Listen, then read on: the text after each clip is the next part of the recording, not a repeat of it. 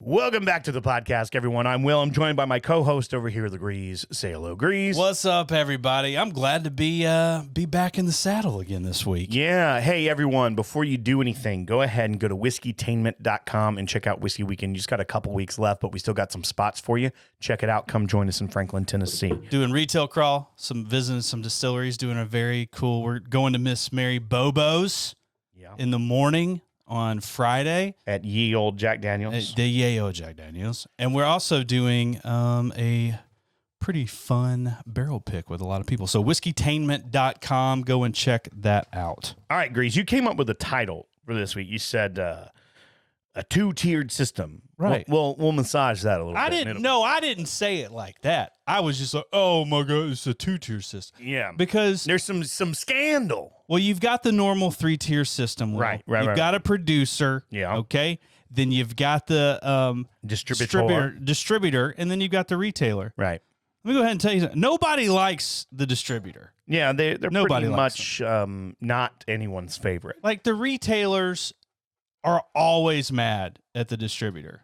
Yes. It's like, can I get this? No, I can't get it in. Get it in. Like, and the distilleries are always 500 towards Total Wine. Sorry, it's the distributor's fault at this point. Right. But a lot of people agree it's kind of a broken system where the producer cannot sell their own product to retailers themselves. It has to go through a middleman intermediary. And there's a lot of different rules per state and who that distributor is, who that intermediary is. Well, right. then yeah. Well, at Jack Daniels, you used to not be able to do tastings there. And I don't think that had to do with the distributor. Well, it was just in that county. It was like a dry county, and so they had to rezone. And well, it still is a dry county. Well, I know, but they had to right. Yeah. That's just part of the lore. The lore? Yeah, they just do that on purpose for the mystique of it. Well, I mean, I'm mystique. Yeah. I'm ready to go mystiquing. Yeah, but there was this news story out that kind of people don't like the distribution system, and a lot of people have been crying foul for a long time that, especially in like control states where it's the government involved in distribution, that there's room for corruption, especially when it comes to highly coveted products, right? Mm-hmm. So you've got Steve Marks. He's the Oregon Liquor and Cannabis Commission executive director, and he's been in this position for a long time. And he put among the weed heads. He put in his resignation effective February 15th at, I believe, at 5 p.m. So he's out of office now. He's out of his position, his bureaucratic position as the head of this control board. Now, Oregon, you may think, pretty progressive state. You don't necessarily think of it as like Alabama, which is also a control state. But both distribution and retail for distilled spirits is done in government-owned, in state-owned retail outlets and distribution. So that is where, in this case, it is a two-tier system because the retail store and the distributor are the same. It's the same in Alabama, I believe Virginia as well. We've talked about control states many times, but it's a two-tier system. But so he tendered his resignation at the request of the governor of Oregon, who is the one who appoints the person to the executive director of this board, this commission.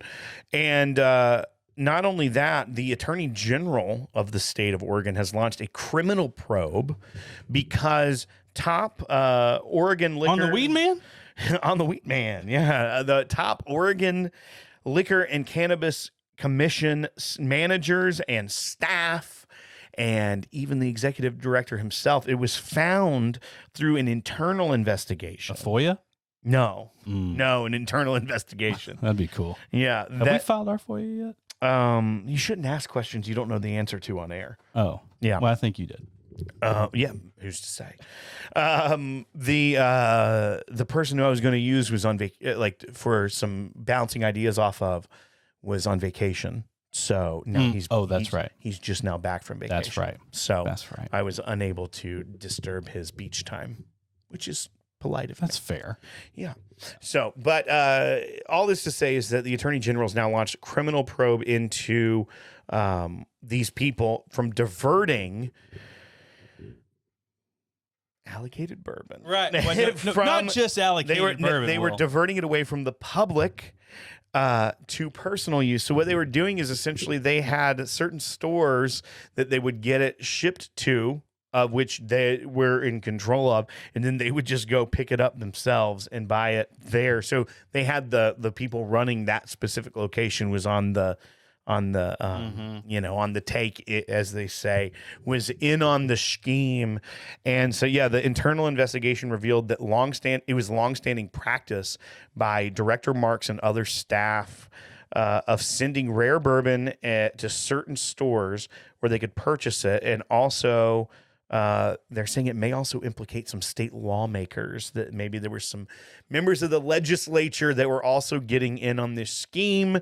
Everybody wants that pappy, man. But the AG is looking into it as a criminal investigation. Apparently, it did break state ethics laws. It broke the public trust because they're a bureaucracy supposed to be doing it for the benefit of the people, not the benefit of the fat cats, the bureaucrats, So that's what they're doing, though, man. They were literally taking Big whiskey, Pappy, man. and they were taking the allocated stuff, and they were taking it from one division of the government, and they were shifting it over to this location so that they could purchase it. You see what I did there? I did.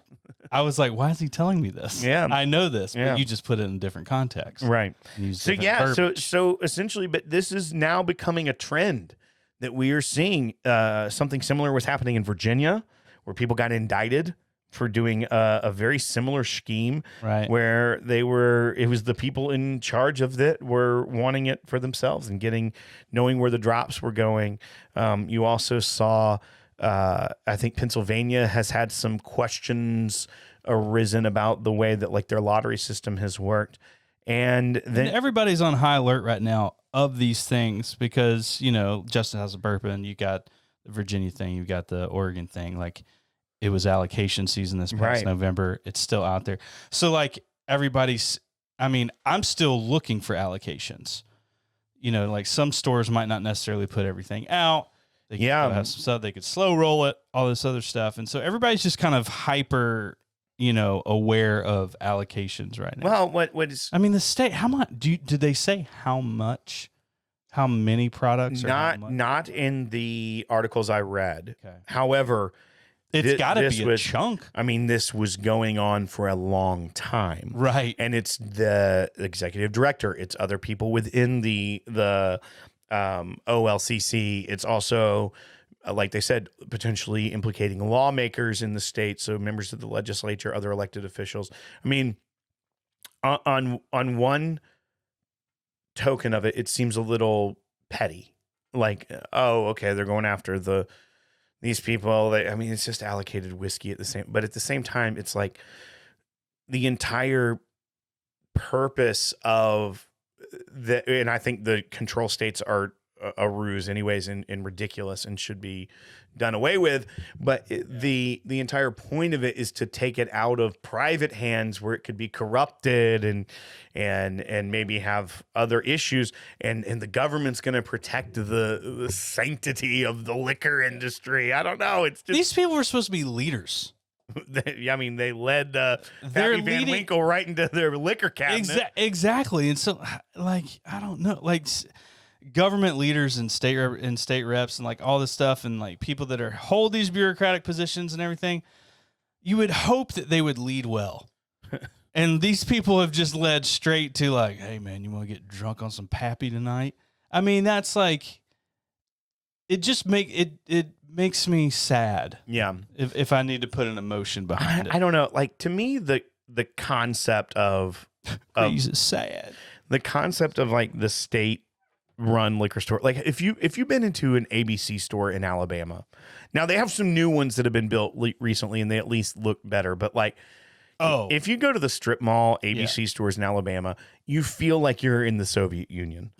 Like it is dirty linoleum floor, dirty walls with like a blue stripe around the middle, and like yellowed drop ceilings. In almost any one, What's you're the going to blue striping down the middle. Paint. I'm just saying that's like it's just one blue stripe. Like it's not. is not very. It just What feels. store did you go in? The one store did you go in that I've been you in a lot. noticed that, and you're like, oh, No, I've been in a lot. They They like all the- kind of look the same. just with one blue streak. Yeah, it's just like that's their. Is that their like color the scheme? volunteer police department stripe No, or law enforcement stripe? no, it's the liquor store stripe. That's what I call it. I've never seen that. I mean, Although I'm in not my in head, Alabama a in lot. my head, it's very, very clear. I mean, I could be making up the paint, I but- smell your description. I Yeah. know exactly how it smells. Yeah, and it's. I mean, it just feels, a tad Soviet, and it's not. I don't like it. I hate it. I hate the government control of it, and and so it's Just go straight to Soviet. yeah. Well, in my head, it's like first of all, I want less regulation over bourbon and whiskey. Well, like, I why want- not Canada? No, because I think Canada's got a one up on this. I've never been to a liquor store in Canada, but Okay, I've that's got fair. I've got a distinct image of what a Soviet liquor store would look at. It's just like a bunch of like Soviet era Stoli, and you don't want that. But so you're going in here and then I think, okay, I've never been in an Oregon liquor store, but I assume I'm gonna generalize here and say every state-run liquor store is behind the times. Because I don't like the control state method, and so in my head, this is like the one cool thing the guy's got going for him, because he's the leader of a bureaucracy. The weed guy? Yeah, the weed guy, which they just recently added. Like it was probably, that's only a few years ago. He was only in charge of harder drugs. Yeah, he was just he was just in charge of liquor until they legalized it. But I'm just saying, in his role, that's not like the attorney general of the state who's currently investigating him, but like where you're like, yeah, I'm an elected official, I'm cool, I've got the state justice department behind me, like those are kind of cool positions. The one thing this guy I feel like had going for him was like, I can get you Pappy.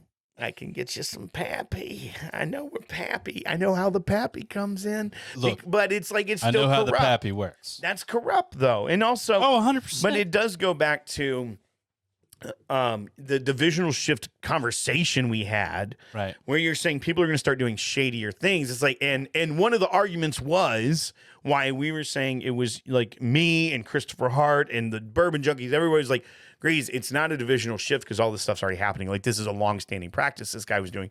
But one thing you were calling out, and maybe it's just because you're so pure at heart and such a sweet soul, you didn't think people were doing this stuff already. But it just points out that it's like, man, maybe, Pappy is going to be rare, not everywhere, but the reason it's actually pretty rare and no one's ever seeing it is because these people are just skimming it.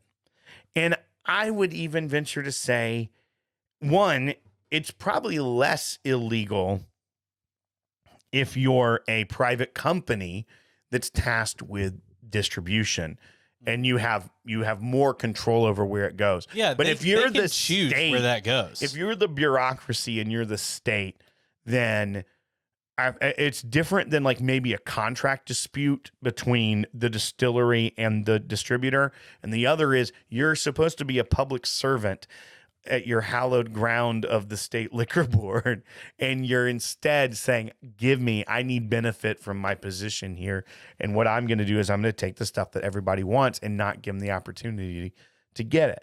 So that's kind of where I think the outrage is rightly lies, and I don't know that it's going to really change much for allocated bourbon, but I wonder if we see more of these things, if maybe we can see some progress on control states themselves. Maybe we can start to see reforms on how that's done. Maybe we can start to, like, Mr. Is that what they call a Gorbachev, whistleblower? tear down this wall of ABC stores in control states, because I just don't like, I don't like it. I don't like the government having a monopoly on, in many states, both the wholesale and the distribution and the retail. I would argue those are that monopolies. I would also, Teddy Roosevelt would have trust busted. I would also say that they control the distillery at that point.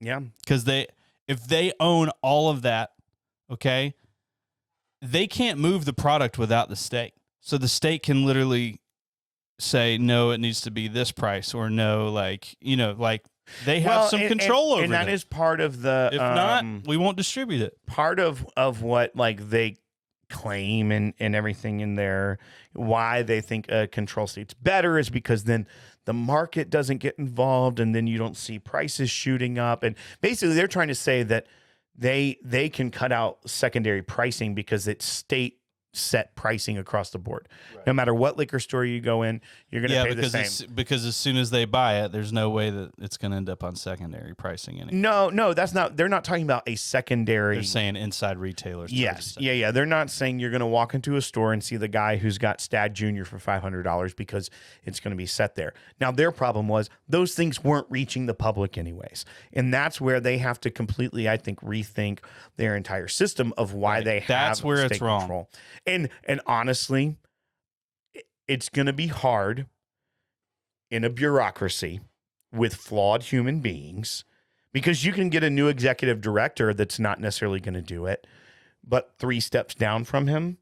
Oh, right. Whenever, especially when you have access to a centralized database, I'm sure, because it's all the state. There's so much insider information that can be gleaned from working in this state monopoly that you're going to end up seeing that corruption's never going to go away. It's going to continue and perpetuate.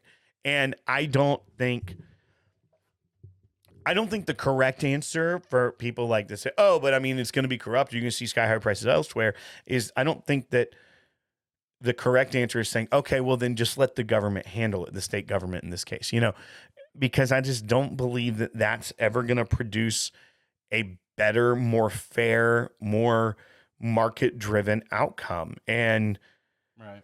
And I mean, it is so funny to me that the vices of the world, like the Oregon's concept now is that, because this was in one of the articles I read where they're saying part of our system is that, we can control the price. Like that was me quoting, not direct quoting, but paraphrasing what someone said in an article about why the virtues of their control state system. But one, it's not working, but 2, why are they not? Why hasn't Oregon? Well, because probably violation of the Commerce Clause of the Constitution of the United States. But why don't they just monopolize every industry? Like, I mean, if that's literally their thing, is that they want to have price controls across the board, which is foolish. But why are they not? Why is it not? It's too lucrative and it's too much money. Why are there privatized gas stations in Oregon? Why is it not state-run gas stations? That's fair. Well, why is it not state-run anything? But it's just the vice. Well, you have to think this, okay? So if it's going to be state-run, then they have to staff it. They have to do all this stuff. In whiskey, though, I'm assuming it's a little bit more lucrative, so that there's a lot more money there if they do that. I think that they're like, we're already pulling enough taxes from the contents inside. We're already pulling enough taxes from the gas that's going out. It doesn't make sense for us to take over this thing. Now, I mean, but it's a heavily taxed product anyways. It is. I mean, you're not wrong. I'm just saying, I feel like there's more money to be made that they're not able to tax on. Well, no, I think fully. I think what the other angle is that they wouldn't get away with it with other industries. But for some reason, we still have this post-prohibition, pre-prohibition kind of mindset. Imagine if there was country. A control state for cigarettes. Well, I mean, it kind of is. They could. It's just called federal. No, but I'm just saying they could probably get away with that if Oregon wanted to say you can only sell tobacco. Oh, first of all, the tobacco lobby would literally burn it down. Like, and that's the thing, is they have a lot of money and they got away with a lot for a long time, and their market share is decreasing so much that they probably would make that a huge issue. But if they had done that a long time ago, because it's under the vice category, I think that they probably, if like you had to buy cigarettes where you bought liquor, I feel like it probably would not have been as much pushback. because I feel like for some reason people are okay with vices being 100% controlled by the monopoly. And so that's why I'm saying liquor, I'm chalking up to it just being a vice purchase. But as soon as you make it like gasoline, then people make the in lawsuit. Oregon, they do. I mean, they made a ton of like illegal in every state drugs available legally in Oregon. So I could see them making the argument. I still think it's probably the wrong argument that the state government gets the monopoly over it. But I could see the government making the monopoly, like why cannabis is included in this state board, is saying we're going to regulate it because we have. And I don't know. I actually don't know if you have to go to a. He was the executive director of the Cannabis Commission, Oregon Liquor and Cannabis Commission. But I don't know if they're state cannabis stores. In Oregon? Yeah, I don't know. I don't know. Yeah, I don't know if it's state. I don't know if it's this is hypothetical. We probably have some Oregon listeners that could chime in as well. But let's say it was like the only place you could buy it was a state-run store. Now I know in Colorado they're independent dispensaries, but let's say it's a state-run cannabis dispensary, which would be odd because the federal government may sue them. But whatever. Right. But they can make the point of saying, we're regulating this because it is federally illegal. And we're saying that our state law makes sense. So that makes sense. I still don't like it. And you have to use you have to do ATMs. You can't even swipe your credit card because that's a federal thing, right? Well, yes, because they're saying it's mainly the banks are saying we're not going to be we're not going to participate in that business angle of it. But I think there were some restrictions that kind of went back, so now they can have like bank accounts. But like weed bank accounts? No. The stores. The stores actually, because a lot of them, like I watched a whole documentary on on CNN. They had no bank account for their business, so their entire business, like, it was very dangerous for them because they had their entire business had to be running cash. They had to have a safe. They had to have like armed security when they were leaving. They couldn't leave the funds. Like there was no security around their entire dollars. Like not just their profit, not just but like even their operating cash. Right. There was no place for them. I mean, if I've got $100 pill in my pocket, $100 pill in your pocket. Ooh, Freudian slip over here. When I have $100 bill in my, and I actually have it right now. That's why I thought about it. Look at this. Look at how rich I am. When I have $100 bill in my pocket, I'm on edge. Yeah. I'm like, who's trying to steal this from me? Yeah, most people. And I look Greaze's. I look people dead in the eye, and I'm like, you're not getting this today. Yeah. It's not going to happen. And do you shoot them down? You shoot them the bird. Not my hundo.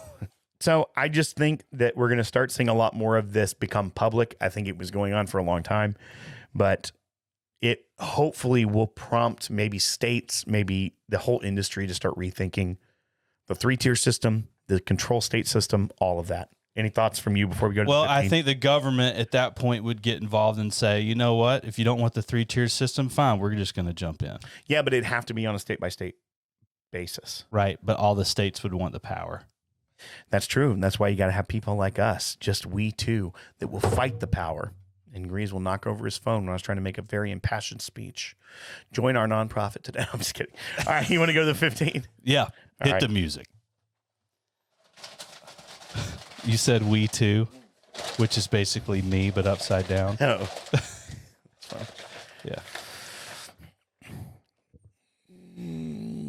And we're back from the 15. Some say we never left, Will. All right, Greeze, I'm going to pour this up for you. Okay. Because this is what we did last week. Last week we did a blind. We're going to do another blind. And so this thing is also $50, you said? This was $49.99. Do you have my glass? Yeah, I've got it right in front of me. So we've never had this to my knowledge. And so I wanted to do it blind for you just so you had no preconceived notions of it. And I'm going to show the people right now what it is. And if you're listening, you're just going to have to wait. No, don't look yet, Greeze. Okay. Shut your eyes. I see them open. All right. So I was just looking at Leon and Trisha's name over here. all right. So that's what we're drinking. All right, Grease, you can turn around. We're going to do this as a 15. Basically, what I want from you is knowing the price and what you're drinking. Is it a buy bar or a pass from you? You can try to figure out what you think. Yeah, the color's light. Last week, the color was really light. We did that Clyde May 5-year single barrel, and we both passed on it, actually. Ooh, this smells like kind of like crisp apples. You know when you breathe in and I keep my mouth open and kind of circulate it? Yeah. Like it's got that little bit of a butterscotch to it. Mm-hmm. Light, crisp apples. Honeysuckle. All right, let's go.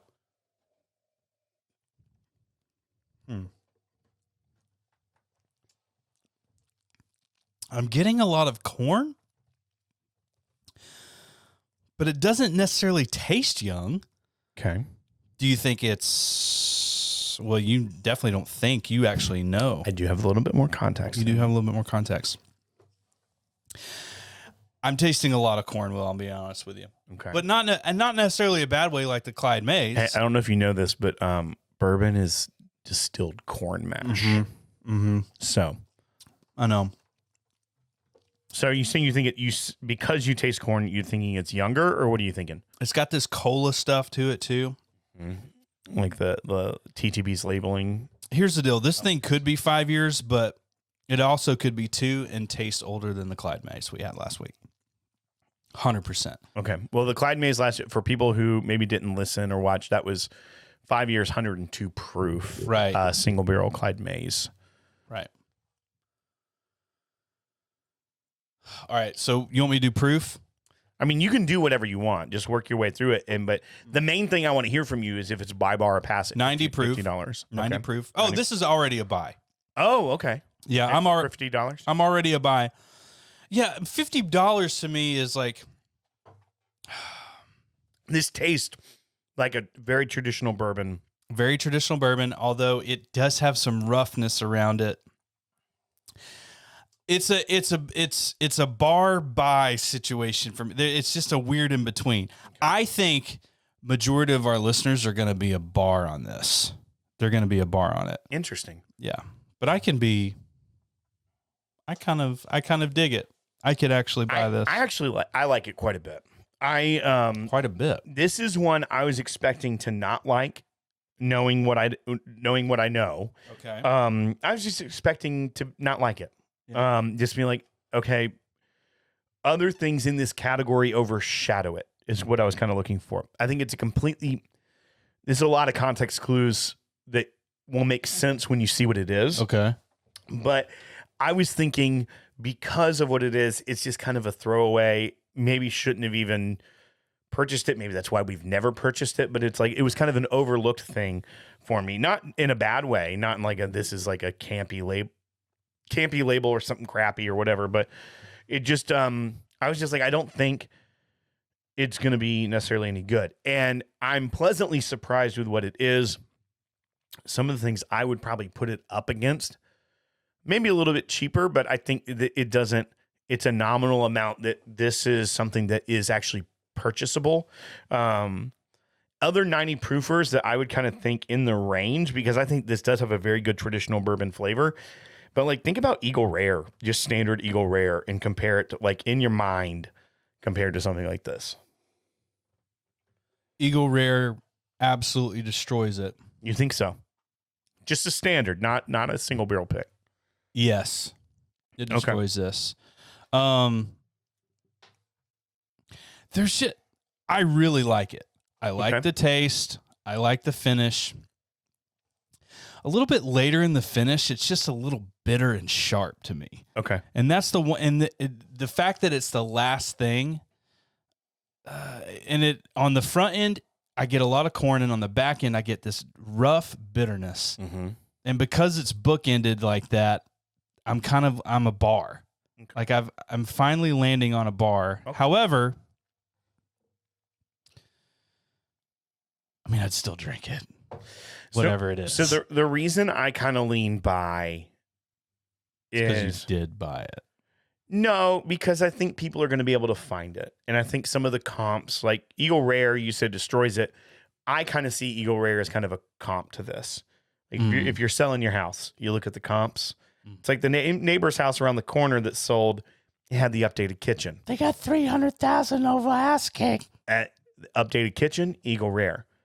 This one is not Eagle Rare, but it is kind of in that neighborhood. They got a claw tooth tub. No, they've got. Is that what it's called? They've got the jacuzzi tub where the jets don't work. Oh, yeah. Okay, it's that's still what in this there. is. Yeah. Yeah, okay. Yeah. Clawfoot tub. Shame. Clawfoot tub is the Eagle Rare. Oh, the clawfoot tub. Yeah. What did I call it? Claw hand? What? You said something. Claw tooth. Claw tooth tub. Instead of hound's tooth. Yeah, houndstooth tub as well. It's a houndstooth claw tooth. Yeah. Houndstooth clawfoot. Clawfoot. Cost you $100,000. Clawfoot. All right, so you said bar. Yeah. I'm probably. You're in between a bar and a buy. Yeah, I'm in a no man's land. You're between a bar and a buy place. All right, so here's what it is. You ready? Yeah. This is the Calumet 8-year. Interesting. So 8-year, 90 proof. It's a batch of less than 50 barrels, which is decent sized batch. I was right on proof. Yep, you were. You said, I said 7 years. Yeah, so it's 8. Yeah, and it's $49.99. I gotta get my Matt Madness on, man. It's the month. 'Tis the month. It's I think it's pretty good. It's fine. Yeah, and that's for $50, it's on the shelf. It looks good. Not that matters, but Right. It's a little lighter than in color than I would expect out of an 8-year-old. and here's the mash bill. Yeah. 74% corn. Yeah. High corn mash. High corn. Dude, I'm nailing this, Will. So there you go. So yeah, I do like it. I actually like it quite a bit, and that's where I'm in that no man's land. If someone was to ask me, should I buy this? That's the way. Like, if I'm going and forcing my will out on you and say buy, I don't know that I'm there. But if someone were to say, hey, should I buy this? I'd be like, yeah, if you're considering it, pick it up. I don't think you're going to be too disappointed in it. Yeah. So I think for $49.99 for an 8-year age-stated product is actually pretty good for the market we're in. And that's where I'm. And with those that's where I stats, land. the price point of $50 is dead on, in my opinion. Yeah. And that's where I thought it was going to be overshadowed completely by the Black Label range, the 16 and the 15. They had the 14 in the store I was in today. Oh. It was I think it was 109. Unless they did another release of it, which I doubt they did, but they had some. Right. It was at Cool Springs is where I went. Yeah, so they had that. I thought about getting it, but didn't feel like spending over $100. I mean, I know you were always afraid people are going to steal your 100, but on a bottle today. But I did buy two $50 bottles. I spent $2.29 the other day. They had one of those as well. Those are not like they're going to be hard to find. I feel like stores will have one. Not right now, but eventually probably. No, yeah, for sure. And by the way, that was the Seagrass Silver by Barrel. Yeah, what Greeze held up. Yeah, and Barrel if Seagrass Silver. If you're listening, Yeah, if you're just listening. So yeah, so I think I'm in that gray area between bar and buy, but kind of lean buy. It's pretty good. It's not a bad sipper. It doesn't have a ton of depth. Honestly, based on the taste, I was a bar. But now knowing what the bottle is, I kind of want one. I like the Calumet series that they're doing. Yeah. I like the Black Labels 14, 15, 16-year-old. So yeah, I mean, I feel like this is in the pocket and worth $50 For sure. So if I say it's worth $50, I guess I'm a buy. You're saving a penny. Fairly a buy. All right, folks. Thank you so much for listening this week. If you want to join us in Franklin, Tennessee, go to whiskeytainment.com, March 9th through 12th of 2023. It's going to be a blast. We're going to have a great time. Check it out at whiskeytainment.com. And Greece, we don't know Jack, but we'll drink it. Bye.